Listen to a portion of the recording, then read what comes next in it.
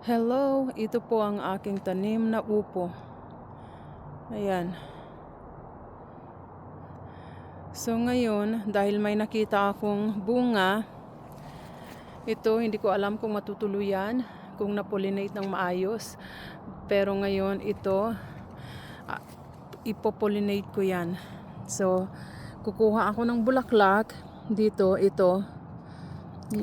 Ganyan siya, wala siyang upo. Tapos ito yung mayroong upo, ganyan. So, i-pollinate natin siya. Itong ano dito, ganun lang. Tapos, ilalagay ko. Ganyan. Lalagyan siya. Para matuloy yung bunga. Ayan.